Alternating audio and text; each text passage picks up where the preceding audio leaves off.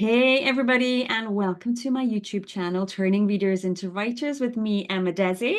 I am delighted to have you here. And today we're going to be talking about to Amber Roberts. And Amber writes contemporary romance about unabashedly nerdy characters in ridiculous situations. Her debut novel, Text Appeal, came out last year, and her second book comes out in October 2024.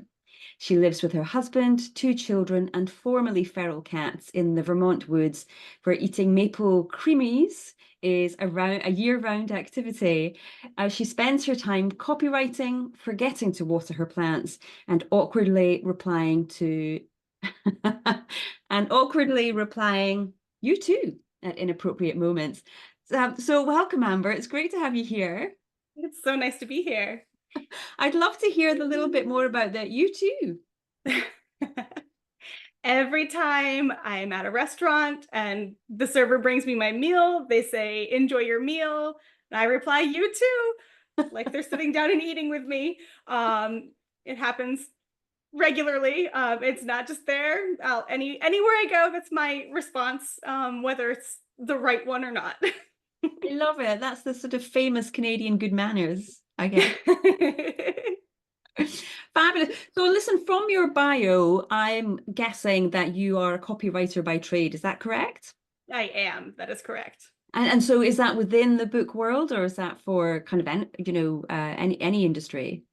So I do copywriting mostly for e-commerce. So some of the brands that I work with are bedding and bath products, industrial safety supply, and beekeeping.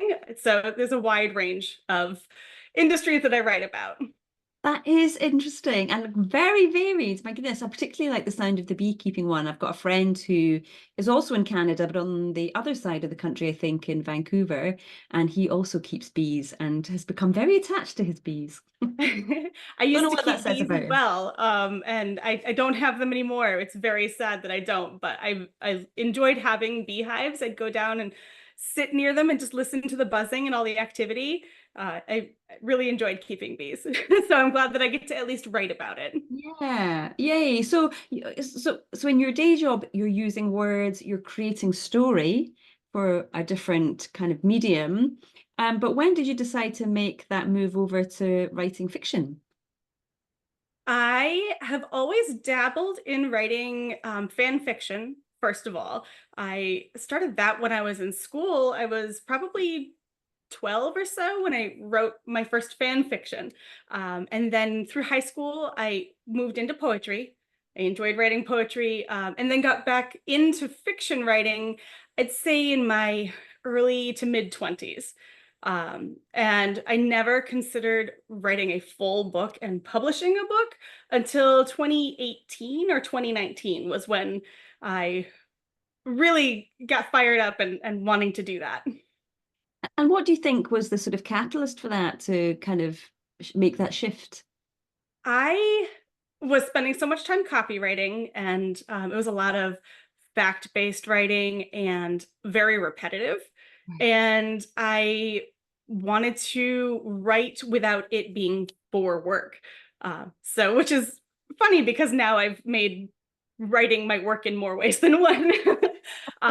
But I just wanted kind of a creative outlet to decompress after a long day of writing about all of the e-commerce brands that I wrote about. And so then in 2018, you made that decision, or maybe it was more gradual. Okay, I want to write a book that I'm going to publish. I was writing a few scenes for a book, and then I couldn't stop thinking about the characters. So I decided to finish the book. It was the first one that I had gotten to the end and then decided to revise. So I Mm. have plenty that I've written and completed, but never looked at again. And it's for the best. Some books are just meant to be practice. Yeah. But the one that I ended up publishing last year was the first book that I looked at my finished product and said, there's something here. I want to see where this goes. And it was, I think a lot of it had to do with the fact that I couldn't stop thinking about the characters. They felt real to me in a way other characters hadn't. So I wanted to bring them into the world in a way more than just on my hard drive. Yeah, it's nice that tingly feeling you get when you think, oh, I think there's something here. This feels different to the other books I've written or the other characters I've been involved with. Yeah, Yes, I like exactly. Yeah. that. Um, but I think you make a good point there that there are books that we need to write. I call them your apprenticeship books, but certainly your practice books to help you kind of help all of us practice those skills of not just starting a book, but actually finishing a manuscript as well. Just getting to that end point is so, so important. So yeah, so well, I'm glad you did. I'm glad I've been looking at your books and I can see the nerdiness and I can see the humor that's in them as well, I think. So that's lovely. So you told me that you live in a small area in Vermont, and you mentioned that it hasn't always been easy to find a writing community. So I'm guessing then that there's not a local writing group that you could kind of slot into when you needed it. No, there have been a few attempts at libraries in the area to get together with other writers, and it would be me and one other person sometimes. There were never enough people to make a full group or have a consistent meeting schedule. So I ended up looking online instead of in my local community because I have a lot more people out in the world that I can connect with. So I lack that in-person community, but I've learned to deal with it, and I've found people in other ways. Yay. So tell me about that. Tell me about those other ways that you reached out because I know that there will be other people who are feeling it, and I know there are because I've talked to them and they've said, I wish there was somebody in my local area, but I need to travel 50 miles to the nearest one. So what did you do to kind of, especially if you've got two young kids, you can't just drop everything and go. How Yeah. did you initially make that reach out? I started building my writing community on Twitter, which is now X. I still call it Twitter. I followed the writing community hashtag and introduced myself to people who were talking about their writing, who had similar interests or were in similar stages of writing as I was. I also I found an online critique partner matching program, which matched me up with my two critique partners who I still meet with regularly. They're fantastic. We meet every Friday, whether we have pages to exchange or we just want to chat. And we are DMing each other every day of the week. So they were a fantastic duo to meet. And then I'm on Discord in multiple writing groups for different genres or different interests. I'm in one it's nerdy, but also writing. I'm in one that's romance focused. And there's a lot of overlap in these communities. I see familiar faces, people that I met on Twitter that I'm now finding in these Discord groups. And we've moved into Instagram a lot too. So there's a writing community on Instagram. If you find people and follow people in there, I love it when people slide into my DMs to say hello. It's my very favorite thing. So that's the main way I've met people is just introducing myself to them on social media. Yeah. Do you know, it's so interesting to me, and I don't know if it's an age thing, but a lot of writers I talk to use Discord. That seems to be a really, really big community. And yet I don't think I've even ever been on it. I've never approached it.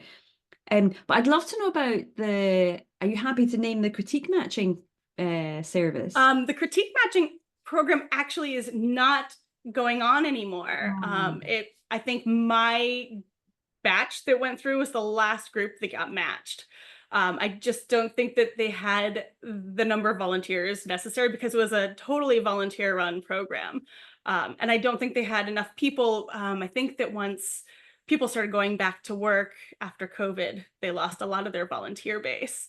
Ah. So it's not in effect anymore, unfortunately, but it's definitely something that I see people looking for. Mhm. I believe that people have been using the hashtag critique match on Instagram recently. Okay. Well, I could that's have that hashtag wrong, so don't quote me on that.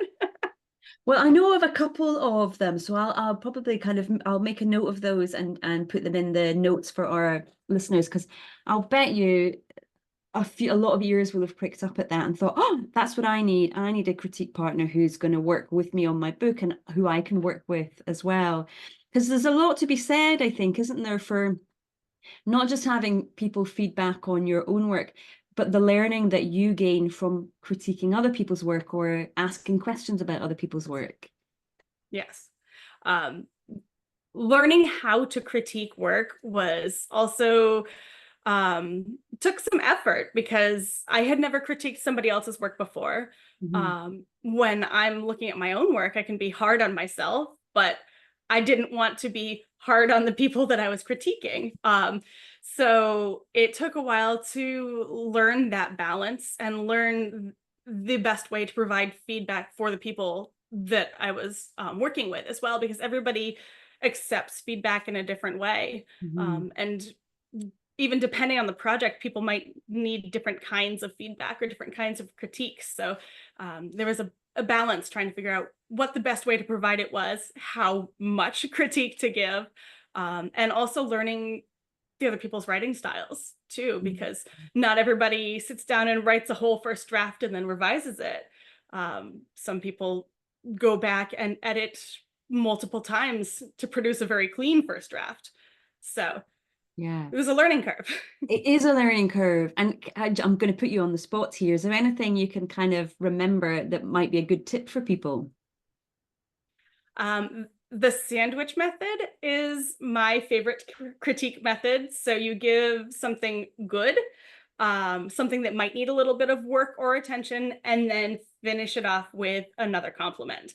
So that also helps me practice my own skill of being nicer to myself when I'm critiquing my own work. So it's great for giving feedback to people and being gentle on myself. Um, so Yeah. that's probably my number one tip for giving critique feedback. I think that is a nice tip to give. And I love the fact that you've pointed out that actually it's a nice way of being gentle to yourself as well and remembering that you need to have a little bit of compassion and generosity with yourself because you're right, we tend to be our own harshest critics, don't we?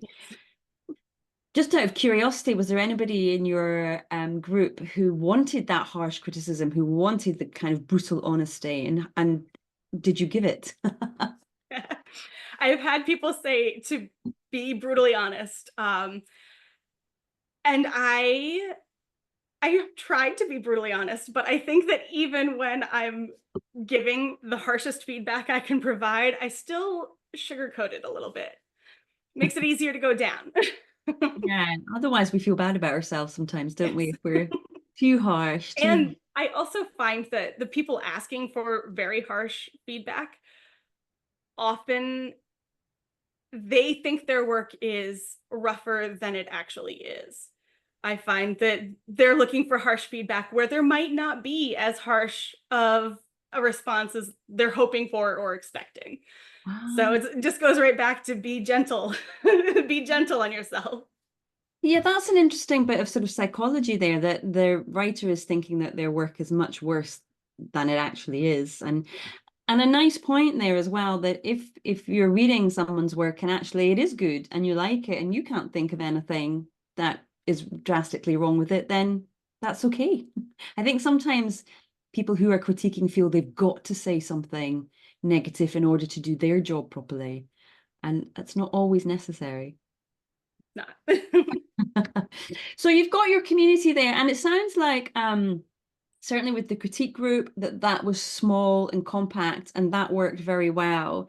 And so then in the broader internet, do you find that it's quite a big network you've got, or actually it's the people that you're regularly in contact with that's still actually sort of quite contained?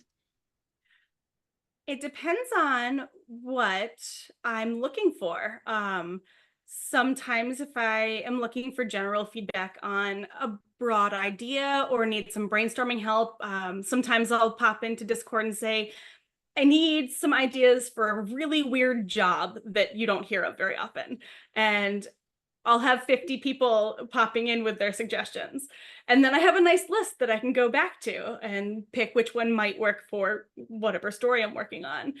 And I would say, though, the biggest benefit of having a broad network is that everybody is always there to lift you up and cheer you on. So if you're struggling to finish a draft, or if you're stuck on a chapter and you don't know how you're going to finish it, or if you're just feeling generally down about writing, they're Mm. always there to cheer you on or offer virtual hugs if that's what you're looking for, or commiserate if just want somebody to say, I've been there too. Mhm. So that's there are so many different ways to connect with people, whether it's on a large scale on social media or on a smaller Discord. Yeah. Yay. Oh, so I don't know whether you do you think that you would have continued with your writing if you hadn't had that community, or might it have taken longer? That's a good question.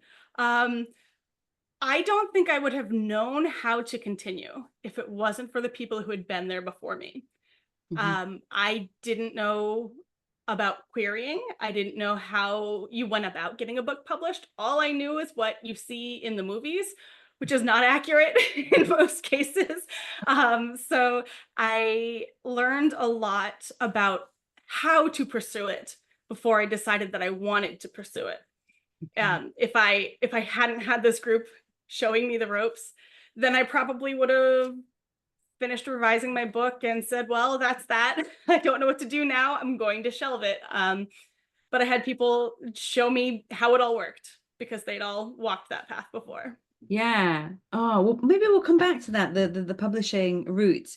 But before we do, I'd love to just hear one of the things that a lot of people really do battle with is time management, particularly, and finding that time and that space to write. And so I think you're a great example. Here you are, you've got two young kids, life's busy, but you're making that time for it. So are you quite good with time management? Do you have a routine that you have, or what's your process like for writing? I am a creature of habit. I love routines. I love lists. um, I have shifted recently. My children are getting a little bit older, so their school schedules have changed a little bit. They're getting interested in after school sports. So that means I have to do some driving around.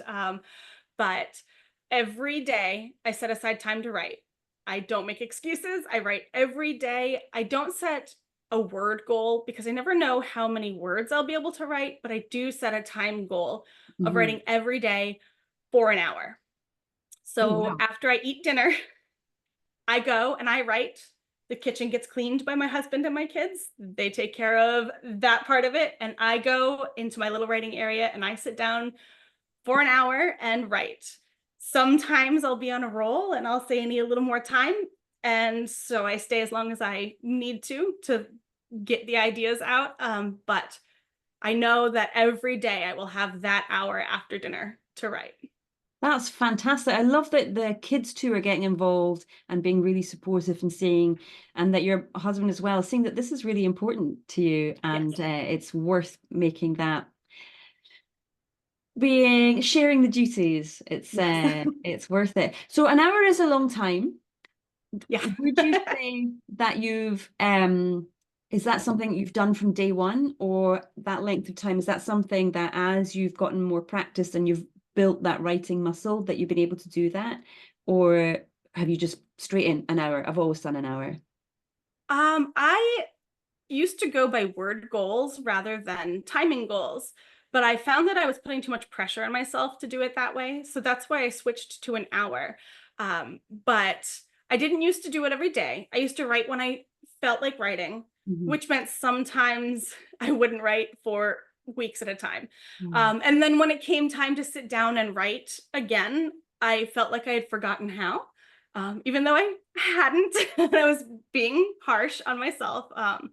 But uh, going from a word goal that if I think it was 1,500 words a day used to be my goal. And sometimes it would take me 3 hours to reach that. So I felt very stressed about trying to do that. So letting go of that goal and moving into 1 hour a day was very helpful for me to find a nice routine. Yeah, I think that's a good example too of how we as we write, we get to know our process, we find out what works for us. And just because I might do a word count doesn't mean the person next to me needs to do a word count or a time count, where it just has to be what works for you.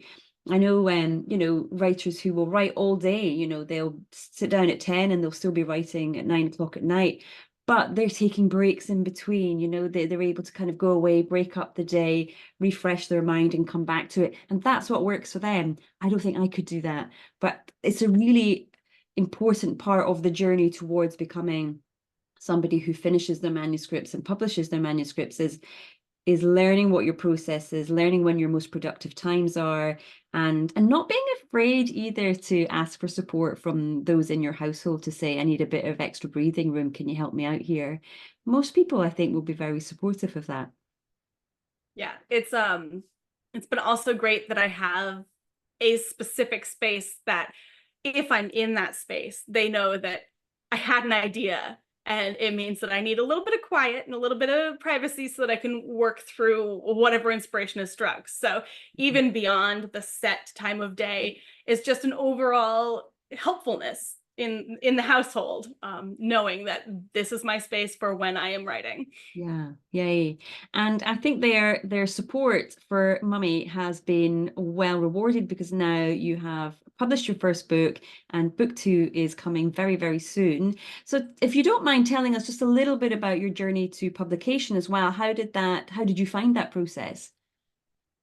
Yeah, so I started querying in 2021, I believe.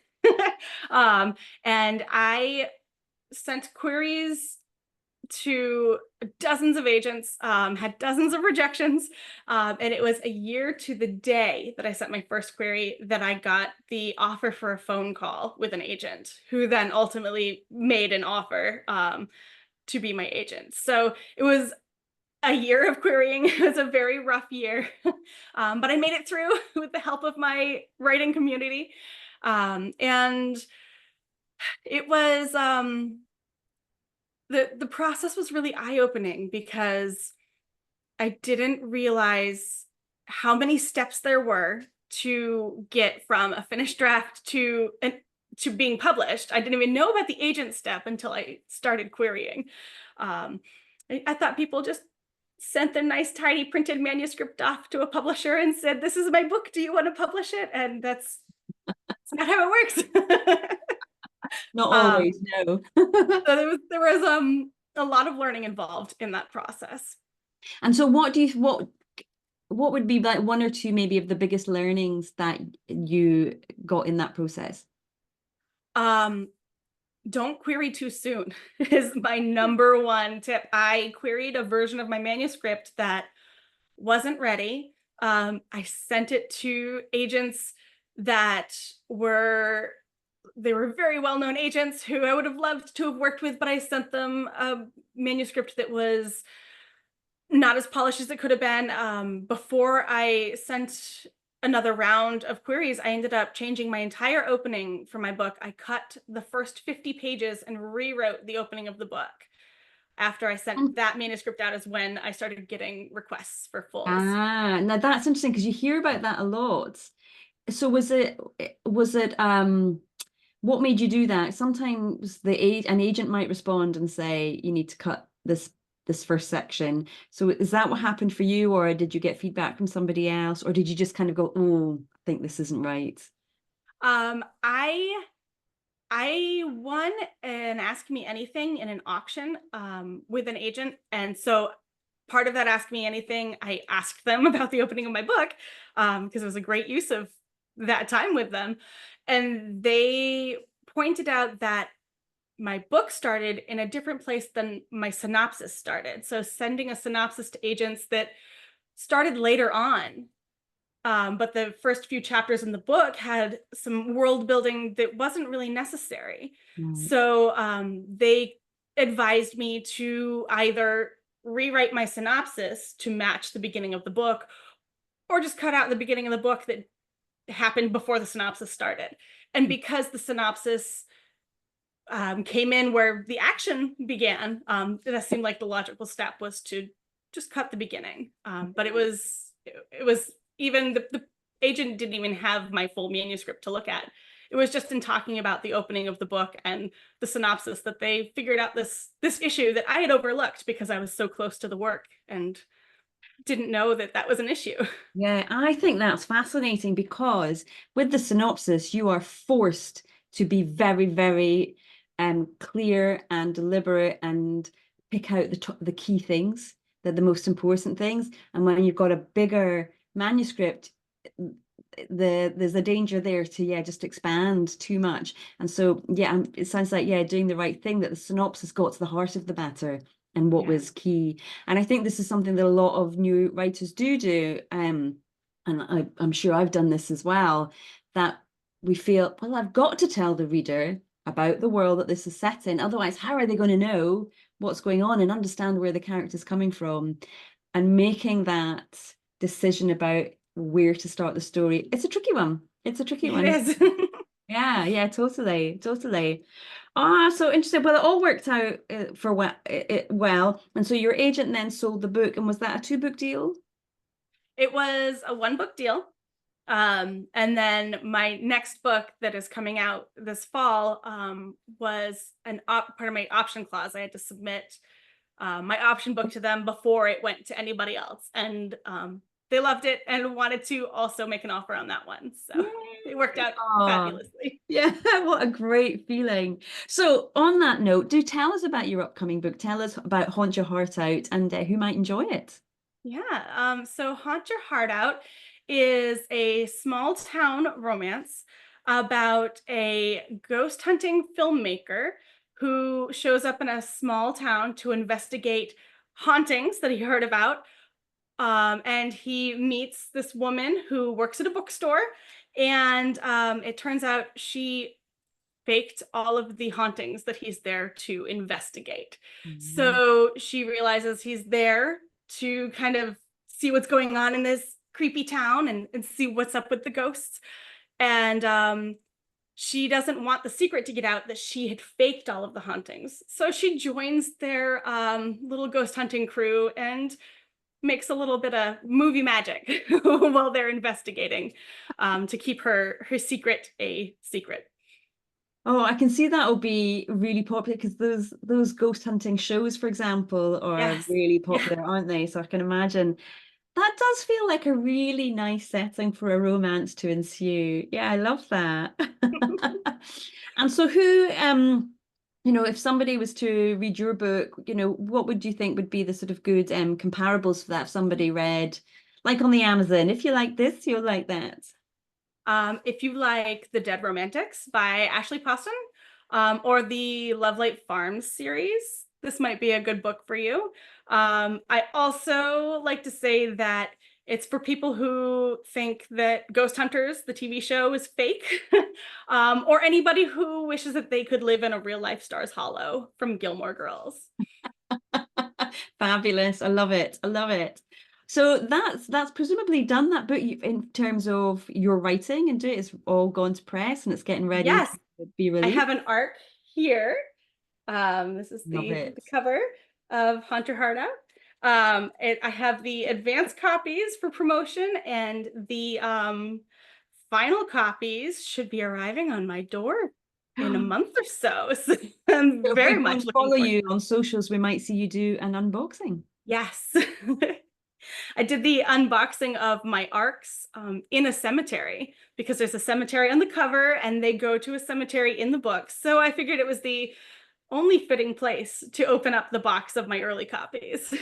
I love it. I'd have to say that's one of the lovely things I think about the sort of romantic comedy or romance sort of genre. You can do really fun things with your promotion and the advertising of your book.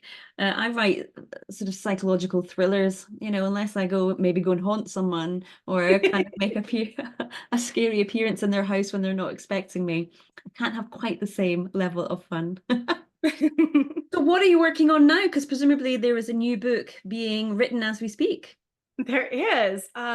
I just finished my first editing pass on a project that I'm working on. Um, it doesn't have a publishing home yet, but I'm getting it ready to send to my agent. But it is an opposites attract destination fake dating romance. I've crammed Ooh. everything into this one. And that feels like kind of a hot topic as well, that kind of fake dating thing. Fake. I'm sure I've read about apps and things that aren't quite what they make themselves out to be. So that kind mischief and mayhem will be ensue. Yes, I can't get enough of fake dating, especially when you've got the opposites in there. I love putting two people together in a situation where they don't quite know what to think of each other. And I think it's really fun to play with just kind of people being us. So in Hunt Your Heart Out, we've got a homebody who likes to stay close to the childhood home she grew up in her little small town, and then a man who travels the world hunting ghosts.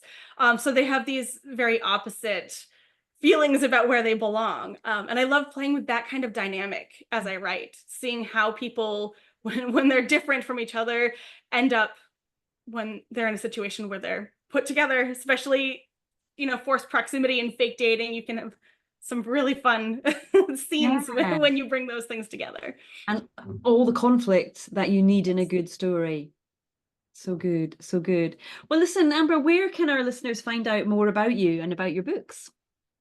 So you can visit my website, amberrobertswrites.com. I'm on Instagram at Amber Roberts Writes, and I'm also on TikTok at Amber Roberts Writes.